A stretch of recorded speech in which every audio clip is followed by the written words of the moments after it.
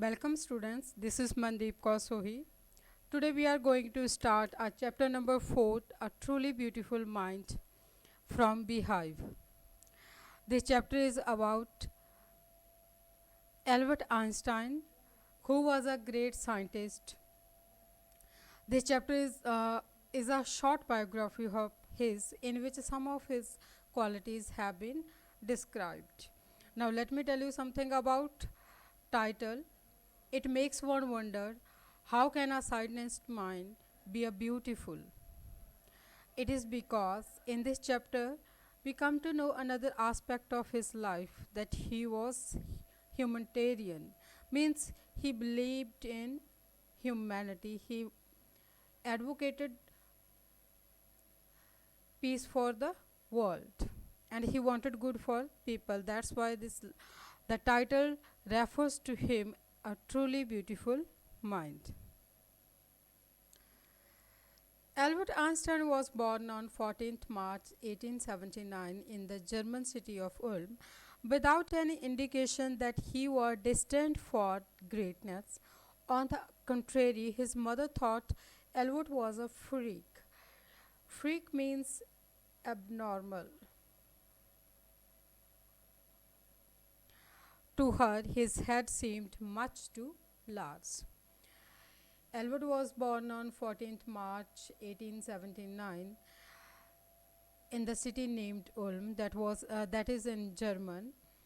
When he was a child, nobody could predict that one day he would become a great scientist. On the other hand, his mother thought he was abnormal because he didn't behave like normal child. Even he didn't like to talk or look like normal children. And she thought his head was too large in comparison to other children of his age. At the age of 2.5, Einstein still wasn't talking. When he finally did learn to speak, he uttered here mean spoke. Everything twice. Einstein did not know what to do with other children, and his playmates called him Brother Boring. So the youngster played by himself much of the time. He especially loved mechanical toys. Looking at his newborn sister Maza, he is said to have said, "Fine, but where are her wheels?"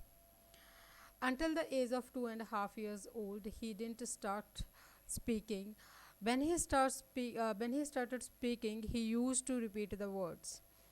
His playmates used to call him Brother Boring because he didn't show any interest in playing with them.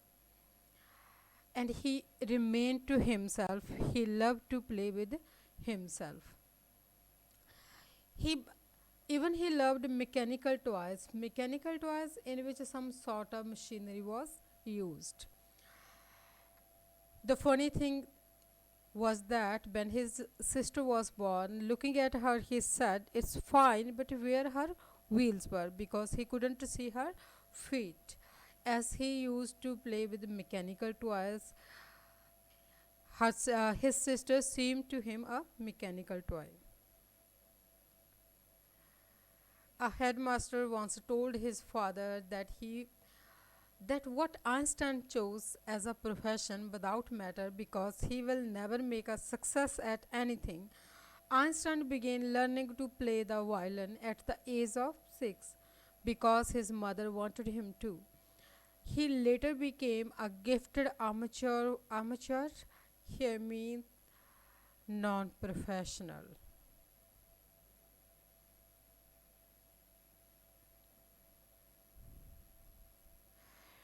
Maintaining this skill throughout his life. Headmaster of his school regarded him as stupid and good for nothing. That's why he told his father he would never be as successful in whatever the profession he chose. But Einstein proved them all wrong. At the age of 6, He started learning to play the violin, and very soon he became a skillful violinist. But all his life he remained amateur violinist. He did it as his hobby and not make his profession. But Albert Einstein was not a bad people. Bad people means he a student.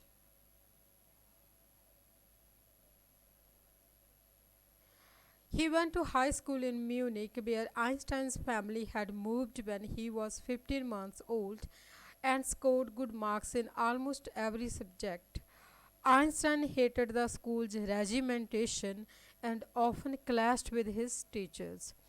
At the age of 15, Einstein felt so stifled. Stifled means suffocated.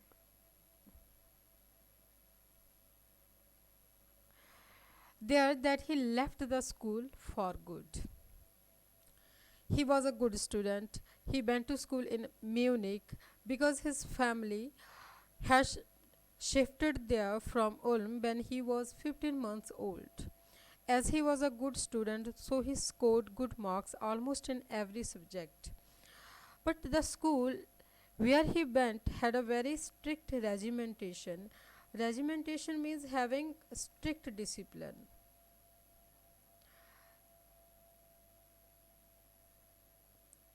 The school where he went had very strict discipline and controlled environment that he disliked. That's why he often clashed with his teachers' opinion and opposed them. When he was 15 years old, he felt so suffocated there that he could not follow such type of strict rules, so he left the school forever.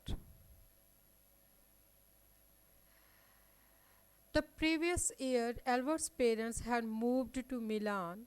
Milan is a city in Italy,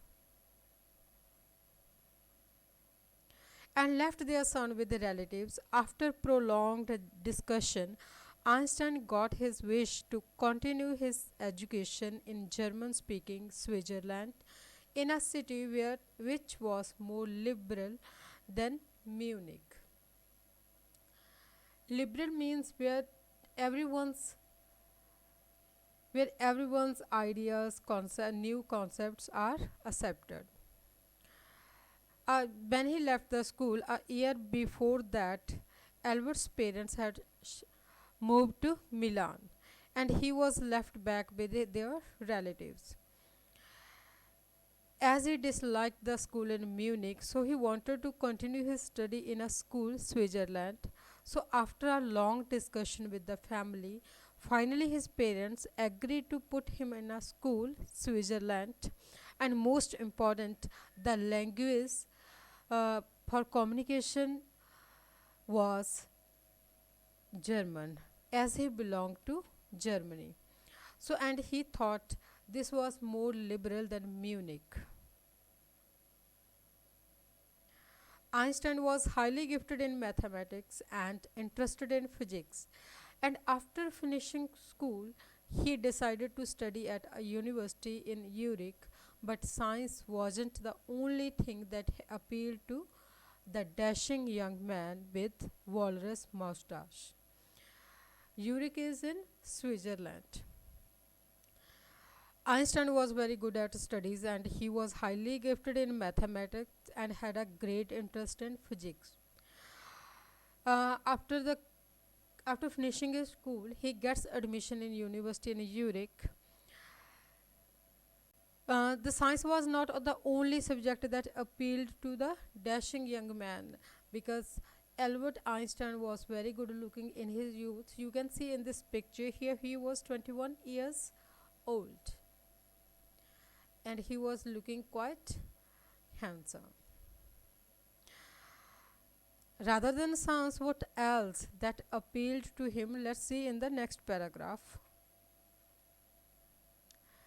He also felt a special interest in a fellow student, Meliva Merrick, whom he found to be a clever creature. This young Serb had served here. She belonged to Serbia. had come to Switzerland because the university in Zurich was one of the few in Europe where women could get degrees.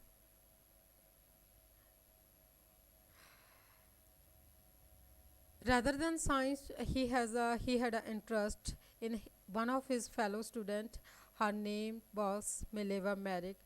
He thought she was a clever, sharp, and intelligent girl, and she came from Serbia. That's why she called Serb. She came to Switzerland for study because the university in Zurich was one of the few in Europe which provided degrees to female students. Einstein saw in her an ally means here friend, engaged the Philistines, those people in his family and at the university with whom he was constantly at odds. The couple fell in love. Letters survive in which they put their affection into words, mixing science with tenderness. Wrote Einstein, "How happy and proud I shall be when we both have brought our work on relativity to a victorious conclusion." Einstein thought she was a good friend as she had interest in art, literature, and music. In those days, having interest in art and literature considered not good. Philistine were those who didn't like art and literature. Many people in the university and his family were not favor of them. So Meliva Merrick and Albert Einstein's unity helped him to face the odd situations. They both fell in love. They exchanged love letters to express their feelings. They often mix their feelings into with the science. For instance, he wrote he would be very happy when they both uh, would conclude their work on relativity, the theory of relativity. In 1900, at the age of 21, Albert Einstein was a university graduate and unemployed. He worked as teaching assistant, gave private lessons, and finally secured a job in 1902 as a technical expert in the patent office in Bern. Bern is a city in Germany. While he was supposed to be assessing other people's inventions, Einstein was actually developing his own ideas in secret. He is said to have jokingly called his desk drawer at work the Bureau of Theoretical Physics. In the 1900, when he was 21 years old, he passed his graduation from the university, but he was still unemployed. Initially, he worked as a teaching assistant and gave private lessons, but in the year 1902, he got a job as a technical expert in patent office, and he was supposed to check the inventions done by people and give them patent, but he actually start his own inventions also. And he said about the desk where he started his work of inventions that it was Bureau of Theoretical Physics, because there he used to keep his uh, secret evidence of his inventions. One of the famous papers of 1905 was Einstein's special theory of relativity, according to which time and distance are not absolute. Indeed, two perfectly accurate clocks will not continue to show the same time if they come together again after a journey. If one of them has been moving very fast relative, relative to the other. From this followed the world's most famous formula, which describes the relationship between mass and energy, that is E equal to mc square. In the year 1905, he published his first paper. It was about his special theory of relativity. According to this theory, the measurement of time and distance is not accurate, is not absolute. It depended on something else.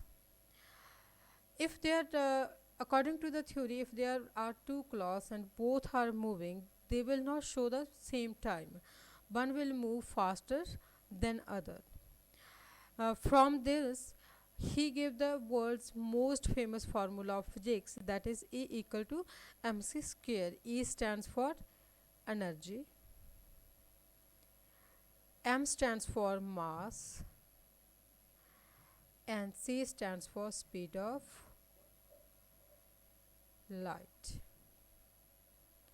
According to him, people would feel the timing differently. I hope up to ninth paragraph you understand it well. The remaining part I'll discuss into the next video. Thanks for watching.